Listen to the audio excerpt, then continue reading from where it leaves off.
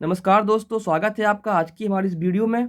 आज हम आपको कार्बन के बारे में बताएंगे, कार्बन का परिचय देंगे, क्योंकि मोस्टली परीक्षाओं में यहाँ से प्रश्न पूछे जाते हैं और हमें सबसे अधिक परेशानी तब होती है जब वह पूछ देते हैं कि सबसे अधिक पाया जाने वाला तत्व कौन सा है अर्थ क्रस्ट में या ब्रह्मांड में, या कार्बन के अपर रूप कैसे क्या है। तो इस प्रकार के प्रश्नों का हम यहाँ जवाब पाएंगे और अपना सिलेक्शन शुरू करेंगे। तो आइए स्टार्ट करते हैं कार्बन के बारे में। कार्बन एक परिचय। तो सबसे पहले ये जान लेना जरूरी है कि कार्बन बहुत ही इंपॉर्टेंट एलिमेंट है हमारा, और मोस्टली लिविंग ऑर्गेनिज्म में यही देखने को मिलता है। यानी कि लाइफ पॉसिबल ही इस वजह से हुई है क्योंकि कार्बन है। ठीक है, तो आइए सबसे पहले तो हम ये जान लेते हैं कि कार्बन की जो उत्पत्ति है वो कैसे हुई है।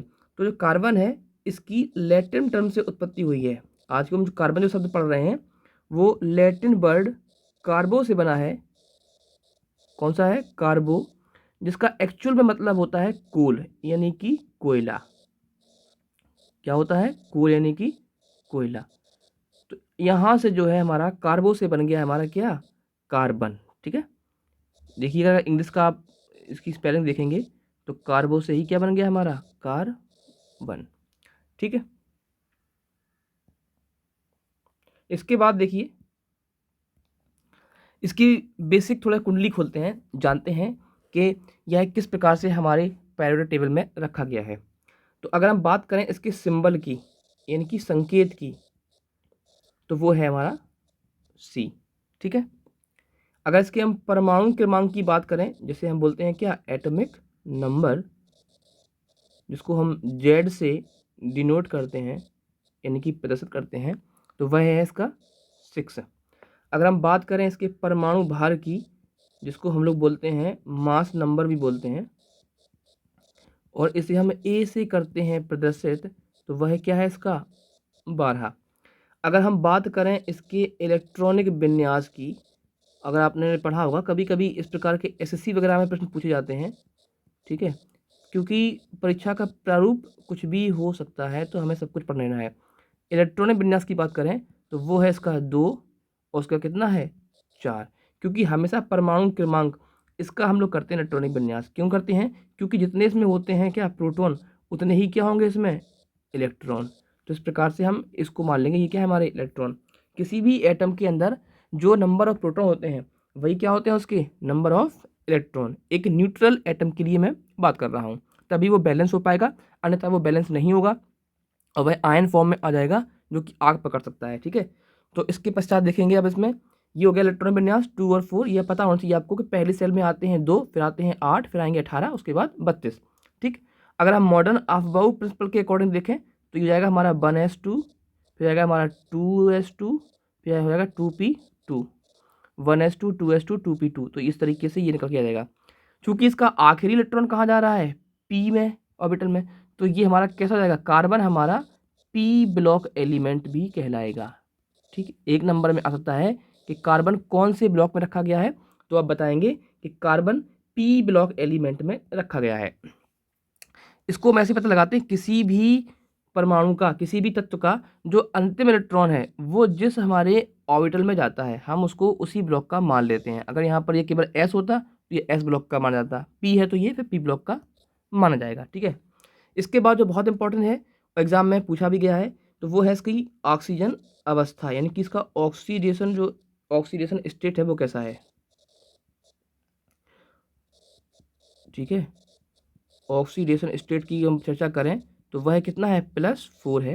क्योंकि चूंकि इसके आखिरी कक्षा में कितने हैं? 4 इलेक्ट्रॉन है, तो यह 4 ना तो दे पाएगा ना किसी से ले पाएगा, बल्कि 4 इलेक्ट्रॉन की शेयरिंग करेगा। वो शेयरिंग करने के बाद ये क्या करता है? अपने अष्टक को पूरा करेगा। तो कितने इलेक्ट्रॉन ये शेयर करेगा? 4 इलेक्ट्रॉन की शेयरिंग करेगा। इसी वजह से इसका ऑक्सीडेशन स्टेट कितना है? +4। तो ये परीक्षा में नहीं आएगा। एग्जाम में पूछते हैं कि कार्बन मोनोऑक्साइड CO, इसे क्या बोलते हैं हम लोग? Carbon monoxide. तो वो पूछते हैं कार्बन मोनोऑक्साइड में कार्बन का जो ऑक्सीडेशन स्टेट है वह कितना है। और हर बच्चा यहाँ टिक करता है हमेशा +4 पर। मोस्टली बच्चे कहाँ टिक करते हैं? +4 पर करते हैं, किंतु +4 ना होकर कितना होता है इसका? +2। कार्बन +2, +4 और +3 भी प्रदर्शित करता है अपना ऑक्सीडेशन स्टेट के फॉर्म में। तो यहाँ पर ये इंपॉर्टेंट हो गया कि ऑक्सीडेशन स्टेट कार्बन का कार्बन मोनोऑक्साइड में कितना है? +2 है, कार्बन डाइऑक्साइड में हो जाएगा 4। ठीक है, तो ये 1 नंबर क्वेश्चन है, इसे आप तैयार कर लीजिए, हो सकता है कि एग्ज़ाम में कभी पूछ लिया जाए। ठीक, तो इस प्रकार से ये हमने जाना। अब हम यहाँ पे ये भी देख लेंगे कि कार्बन के अपर रूप, क्योंकि यहाँ से ही प्रश्न पूछा गया है। तो कार्बन के जो अपर रूप हैं वह प्रकृति में 3 देखने को मिलते हैं। कौन कौन से ये 3 हैं, आइए इनके नाम जान लेते हैं। नंबर 1 पर है आपका ग्रेफाइट। नंबर 1 पे कौन सा है हमारा, ग्रेफाइट है, जो कि बहुत ही कैसा होता है, भंगुर किस्म का होता है, यानी कि ब्रिटाइल होता है, तुरंत टूट जाता है। पेंसिल में आपने देखा होगा जो ब्लैक एक्चुअल की टिप टाइप की पड़ी होती है, वही क्या है इसकी हमारी ग्रेफाइट। नंबर 2 की हम बात करें तो वो है हमारा हीरा, डायमंड। ठीक है, और यह है कैसा है, हार्डेस्ट सबस्टांस इन नेचर, यानी कि दुनिया पृथ्वी पर हमारे नेचर में सबसे अधिक कुछ हार्ड है तो वो कौन सा है, हीरा ही है। और जो तीसरा है वो है बकमिस्टर फुलरीन। क्या है वो हमारा, बकमिस्टर, ये आर्टिफिशियली बनाया गया है, फुलरीन है। ठीक है, तो एक ये हमारा हो गया जिसका आजकल हम इस्तेमाल बड़ा कार्बन फाइबर में कर रहे हैं। ठीक है, तो ये तैयार करो। कार्बन फाइबर में कार्बन होता है, आप देखते हैं स्कूटी या बाइक या जो भी कुछ आजकल बन रहा है प्लास्टिक का, एक्चुअली वो प्लास्टिक नहीं है, वो कार्बन फाइबर है। ठीक है, और वो इसी से बनाए जा रहे हैं। तो ये क्या हो गया, इसके 3 अपर रूप हो गए हैं, जिसे हम एलोट्रोप भी बोलते हैं, और तीनों के अपने अपने यूज़ हैं। जहाँ अगर हम बात करें ग्रेफाइट की बात करें तो यह ओपेक है, यानी कि इसके आर पार हमें नहीं दिखता है। ठीक है, वहीं अगर हम इसकी बात करें तो ये कैसा होता है, ट्रांसपेरेंट होता है, इसके आर पार दिख जाता है। इसमें देखें ग्रेफाइट में तो इसके जो एटम हैं, मॉलिक्यूल हैं, वह रैखिक क्रम में लगे होते हैं, और इसके कैसे लगे होते हैं, 3D क्रम में लगे हुए होते हैं। यह बहुत ब्रिटाइल है, इनकी भंगुर है, तुरंत टूट जाता है, जबकि यह कैसा होता है, बहुत हार्ड होता है नेचर में। अगर हम बात करें ग्रेफाइट की तो graphite good conductor of electricity भी है, जबकि ये कैसा है, यह बहुत अच्छा इंसुलेटर है हमारा हीरा। तो ग्रेफाइट को यहाँ पर एक डिस्कस फिर से कर लेते हैं, हालांकि मैंने पिछली वीडियो में ये बताया हुआ है, फिर भी एक बार ये बात बताएंगे यहाँ पर कि ग्रेफाइट कैसा होता है। ग्रेफाइट होता है गुड कंडक्टर ऑफ इलेक्ट्रिसिटी, क्योंकि हमें पता है कार्बन कैसा है, नॉन मेटल है, तो इसके अपर रूप भी कैसे होंगे, वो भी होंगे नॉन मेटल। तो नॉन मेटल में जो होती हैं, इनकी अधातुएं होती हैं, वह कभी भी विद्युत का संचरण नहीं करती हैं, लेकिन ग्रेफाइट एक ऐसी नॉन मेटल है जो विद्युत को कंडक्ट करती है। तभी मैं यहाँ पे लिख रहा हूँ गुड कंडक्टर ऑफ इलेक्ट्रिसिटी। ठीक है, गुड कंडक्टर ऑफ इलेक्ट्रिसिटी, ये ध्यान रखना है यहाँ पर। तो चलिए इस कुंडली में एक चीज़ और देख लेते हैं कि कार्बन कैसा है। कार्बन जो है नॉन मेटल है, कैसा है, नॉन मेटल है, यानी कि अधातु है, ये ध्यान रखना। इलेक्ट्रॉन ये लेता है, ठीक है, कैसा शेयरिंग करेगा, तो ये हमारा कैसा है, अधातु हो गया कार्बन। यहाँ पर भी ये बात ध्यान रख लेना, क्योंकि प्रकृति पूछ सकते हैं ये लोग। ठीक, चलिए आइए अब आगे देखते हैं।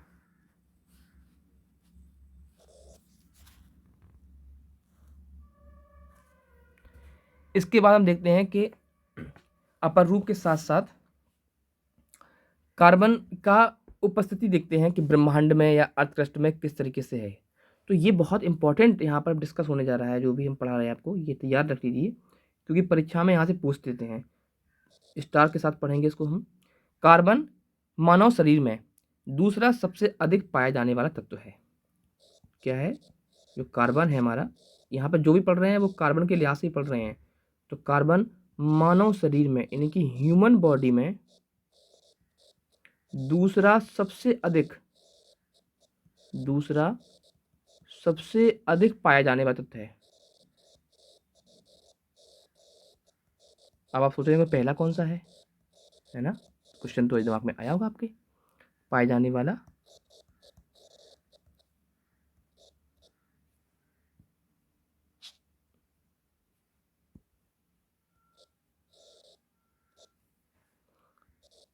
तो वह है हमारा कार्बन हो गया। तो पहला कौन सा है, पहला है हमारा ऑक्सीजन। मानव शरीर में दूसरा सबसे अधिक पाया जाने वाला तत्व कौन सा है, कार्बन है। और यहीं पे हम डिस्कस कर लेंगे। तो मानव शरीर में पहला कौन सा है, फर्स्ट नंबर पे हमारा आता है, वो है ऑक्सीजन। तो देखो यहाँ पे 2 क्वेश्चन हमारे क्लियर होते हैं। अगर परीक्षा में आता है कि मानव शरीर में पाया जाने वाला सबसे अधिक तत्व कौन सा है, तो आप टिक करेंगे ऑक्सीजन पर। और वो पूछ देते हैं कि दूसरा सबसे अधिक पाया जाने वाला तत्व कौन सा है, तो आप टिक करेंगे कार्बन पर। मैं बता दूं, लाइफ सर्वाइवल के लिए जॉन से ट्रिक याद रखो, CHONS। ये ऐसे एलिमेंट हैं जो बहुत ज़रूरी होते हैं, जिसमें carbon, hydrogen, oxygen, nitrogen and sulphur, इनके बिना लाइफ पॉसिबल नहीं है। तो सबसे अधिक पाया जाएगा तो वो है हमारा कौन सा है, ऑक्सीजन। और फिर हमारे बॉडी में सबसे अधिक कुछ पाया जाता है तो वो है क्या, हमारा कार्बन। तो ये दो प्रश्न अक्सर पूछ लिए जाते हैं। चलिए अब इसका अगला एक पॉइंट देख लेते हैं। कार्बन की अगर हम बात करें, ब्रह्मांड में इसकी उपस्थिति किस प्रकार की है, यानी कि यहाँ पर हम बात कर रहे हैं यूनिवर्स में।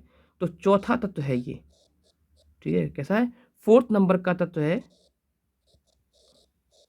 4वां तत्व है, जो कैसा है, जो कि ब्रह्मांड में सबसे अधिक पाया जाता है, ठीक है, जो कि ब्रह्मांड में सबसे अधिक पाया जाएगा। 4th नंबर का तत्व है जो ब्रह्मांड में सबसे अधिक मिलेगा। ये क्वेश्चन भी एक दो बार यहाँ से पूछा गया है, ठीक है, नॉलेज बेकार नहीं जाती कभी भी। जो कि ब्रह्मांड में सबसे अधिक है।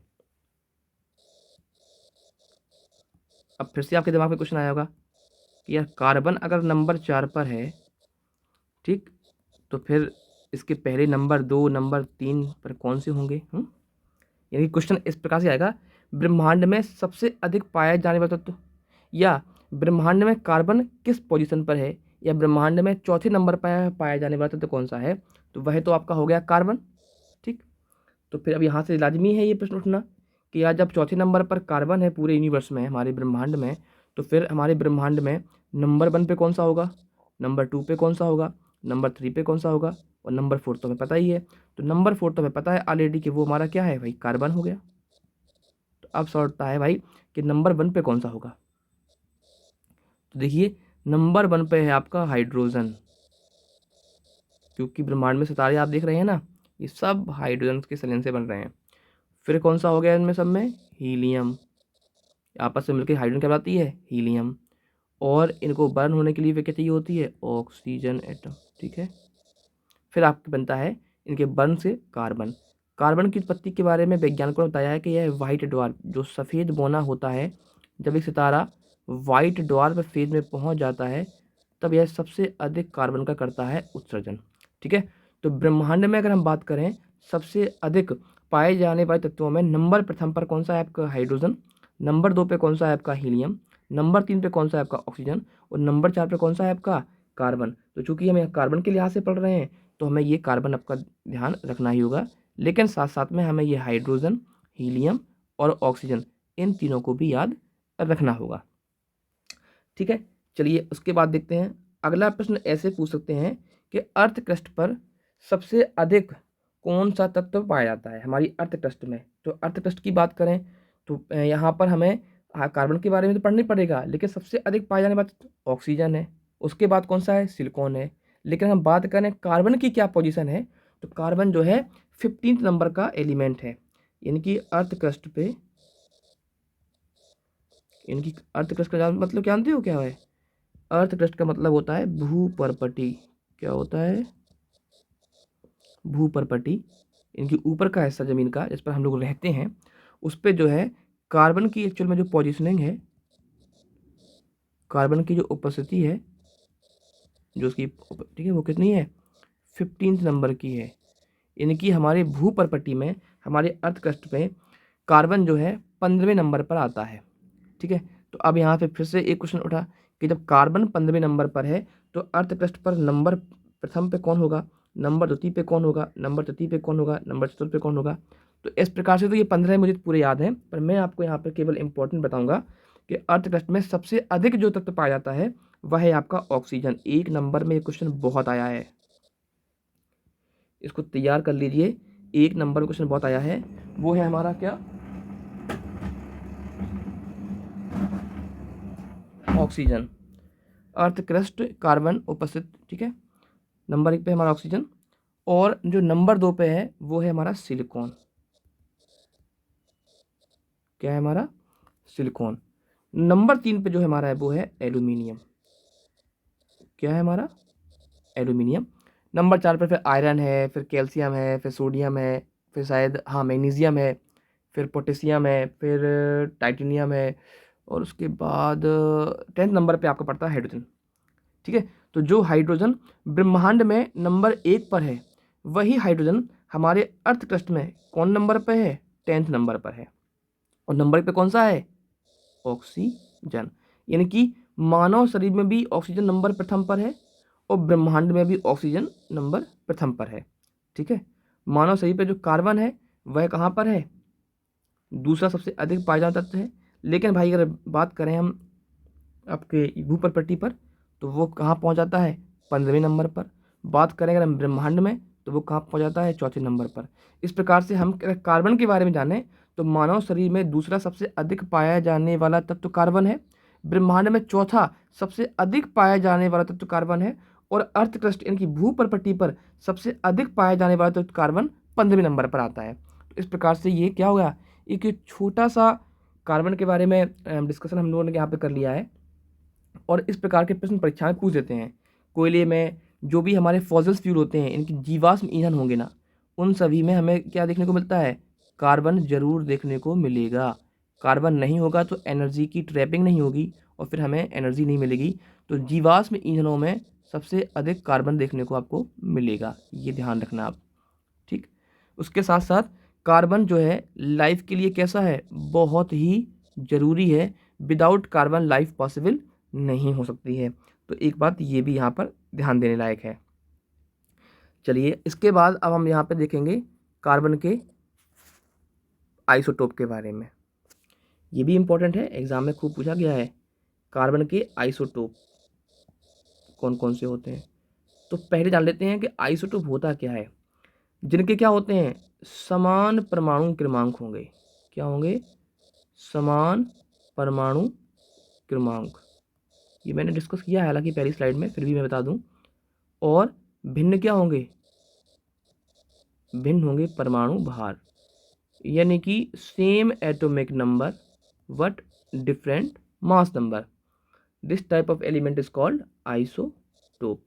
ठीक, तो कार्बन की अगर हम बात करें आइसोटोप के बारे में, तो कार्बन के वैसे तो देखो कई ढेर सारे आइसोटोप हैं, लेकिन 3 प्रमुख हैं, जिसमें कार्बन 12, 13 एंड 14 है, जिसमें हम केवल 2 के बारे में डिस्कस करेंगे। कौन कौन से? कार्बन 12 के बारे में, एक होता है कार्बन 13 के बारे में, एक होता है कार्बन 14 के बारे में। तो हमें इससे कोई लेना देना नहीं है। हालांकि इसमें कार्बन 8 भी है, कार्बन 9 भी है, कार्बन 10 भी है, पर वो सब कैसे हैं? अनस्टेबल हैं, तुरंत बनते हैं और ख़त्म हो जाते हैं। इस प्रकार से कार्बन के आई थिंक शायद 10 या 11 आइसोटोप अब तक खोज लिए गए हैं, पर हमें केवल इंपॉर्टेंट ये हैं C12 और C14, जिसमें ये कैसा है? ये एक स्टेबल कार्बन का आइसोटोप है, स्थिर है। जबकि ये कैसा है? ये होता है हमारा रेडियो एक्टिव। रेडियो एक्टिविटी, अगर आपने पिछला वीडियो देखा होगा तो आप जान गए होंगे कि हाँ, जो अपने अंदर से अल्फा बीटा गामा रेज को एमिट करते हैं, that is called radio active element. Okay, नहीं देखा है तो फिर देख लीजिए प्लीज़। रेडियो एक्टिव एलिमेंट है हमारा। और इसका जो यूज़ है, ये नॉर्मली जो है लिविंग ऑर्गेनिज्म में ही देखने को मिलता है, रॉक्स वगैरह में देखने को नहीं मिलेगा। लिविंग ऑर्गेनिज्म देखने को मिलता है, और उनकी मृत्यु के बाद यह धीमे धीमे क्या, यह क्षय होने लगता है, कम होने लगता है। ठीक, तो इसके माध्यम से हम किसी भी जीवाश्म की, किसी भी जीव की, मरे हुए, चाहे वो पेड़ हो, चाहे पौधा हो, या फिर कोई जीव हो, इंसान हो, उसकी हम आयु की गणना कर सकते हैं। ठीक है, तो आयु के निर्धारण में इसका इस्तेमाल करते हैं, किसका? C14 का, जिसके लिए एक शब्द आता है इंग्लिश में, कार्बन डेटिंग। आप लोगों को तो ये तो पता होगा, नॉर्मल से तैयारी कर रहे हैं तो इतना तो पता होगा ही कि कार्बन डेटिंग किससे करते हैं? C14 से करते हैं। ठीक, लेकिन कभी कभी पूछा गया है कि इसका अर्ध आयुकाल कितना होता है, यानी कि half life period. Half life period यानी कि अर्ध आयु काल, तो वो है आपका इसका 5730 ईयर। यानी कि कार्बन अपने उपस्थित मात्रा का आधा 5730 सालों में हो जाता है। यानी कि इसको इस प्रकार समझें कि किसी जीव में अगर 1 ग्राम कार्बन 14 अवेलेबल है, तो वो 5730 साल के बाद वह कैसा हो जाए, बचेगा? अपना आधा, यानी कि आधा ग्राम बचेगा। तो ये बहुत इंपॉर्टेंट है कि इसका निर्धारण जो है कार्बन डेटिंग में हम लोग कर लेते हैं C14 का। ठीक है, आज की वीडियो में इतना ही। वीडियो अच्छा लगा हो तो लाइक करें, शेयर करें। Thank you.